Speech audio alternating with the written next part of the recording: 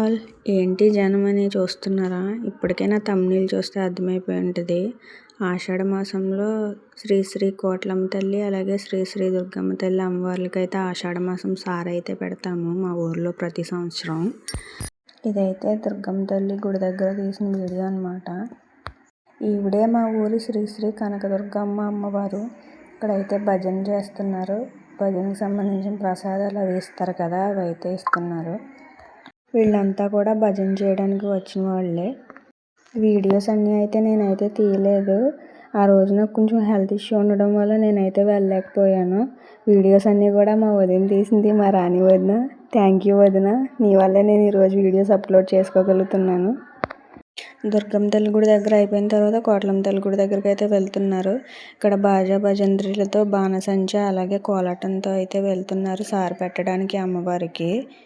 ఇక్కడైతే నాకు నా వాయిస్ కన్నా సాంగ్ పెడితే బాగుంటుందని ఎందుకు అనిపించింది. ఈవిడే మా గ్రామ దేవత శ్రీ శ్రీ కోట్లమ్మ అమ్మవారు.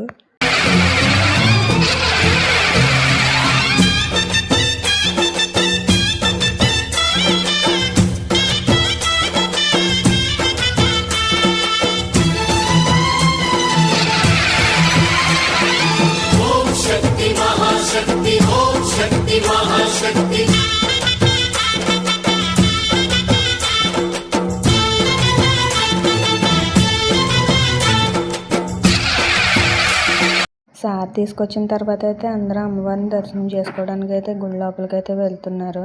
ఇంకా కొంతమంది అయితే కొంతసేపు కూర్చున్నారు. అంటే ఆ చివరి నుంచి చివరికి నడిచి వచ్చారు కదా, అందుకని కొద్దిసేపు అయితే కూర్చున్నారు అందరూ కూడాను. అమ్మవారి గుడి వెనకాల అయితే పెద్ద రావి చెట్టు ఉంటుంది. రావి చెట్టు మొత్తం గుడి మీద ఆనుకుని ఉన్నట్టు ఉంటుంది. ఇక్కడైతే చూపిస్తాను చూడండి వీడియోలో అయితే. చూసారు కదా, ఇదే పెద్ద రావి చెట్టు అనమాట.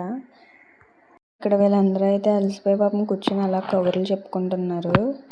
ఇందాక వీడియో స్టార్టింగ్లో అయితే నేను వెళ్ళలేదు గుడి దగ్గరికి, నాకు వీడియో తీసింది మా వదిన అని చెప్పాను కదా, తనే తిననమాట మా వదిన. వీడియోస్ నిజంగానే బాగుంటున్నాయో ఏమన్నా ఇంప్రూవ్మెంట్ ఉందో లేదో కింద కామెంట్ చేయండి, నేను తెలుసుకుంటాను.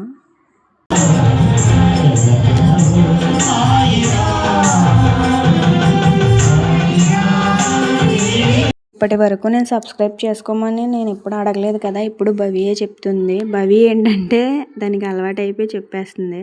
ప్లీజ్ నా ఛానల్ నచ్చితే తప్పకుండా సబ్స్క్రైబ్ చేసుకోండి. నా వీడియోస్ ఓపెన్ చేసి ఆన్ చేసి చూడండి. నా వీడియోస్ అన్నీ మీకు నచ్చితేనే సబ్స్క్రైబ్ చేసుకోండి. ప్లీజ్ సపోర్ట్ చేయండి. ఇక్కడ వీళ్ళందరూ కలిసి పాటలు పాడుతున్నారనమాట. ఇది కూడా దుర్గమ్మ తల్లి అమ్మవారి గుడి దగ్గరే. భవితో ఎందుకు వీడియోస్ చేయించట్లేదని అడుగుతున్నారు కదా, తను మార్నింగ్ స్కూల్కి 7:20కి వెళ్తుంది, అలాగే ఈవినింగ్ 5:30కి వస్తుంది. తర్వాత వచ్చిన తర్వాత వర్క్ ఇవన్నీ ఉంటాయి కదా, పాపం అలసిపోయి పడుకొని పోతుంది. అందుకనే తనతో వీడియోస్ చేయించట్లేదు. నా వాయిస్తో నేనే కొంచెం అలా అలవాటు చేసుకుంటున్నాను. నాకు ఈ వీడియోస్ తీయడం ఇవన్నీ కొత్తే కదా, ఇప్పుడిప్పుడే కొంచెం కొంచెం అలవాటు అవుతున్నాయి. లాస్ట్ వరకు చూడండి. అమ్మవారి సారిగా మాకు ఏమేమి వచ్చినాయో కూడా నేను వీడియోలో పెట్టాను. వాటి గురించి అవి కూడా ఎంత ఏడ్చాడో కూడా అది కూడా పెట్టాను. ఖచ్చితంగా లాస్ట్ ఇయర్ అయితే ఎలాగోని కుదుర్చుకుని అయితే వెళ్ళాలి. ఈ ఇయర్ అయితే కుదరలేదు నాకు వెళ్ళడానికి. అమ్మదయ్య ఉంటే అన్నీ ఉన్నట్లే, అది కూడా అదృష్టం ఉండాలి. ఇవే అమ్మవారి సార అయితే వచ్చింది.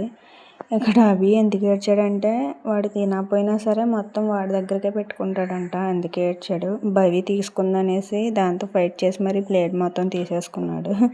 ఇక్కడ నవ్వుతున్నాడు అనేసి నేను వీడియో తీశాను. సరే, వీడియో నచ్చి సబ్స్క్రైబ్ చేసుకో.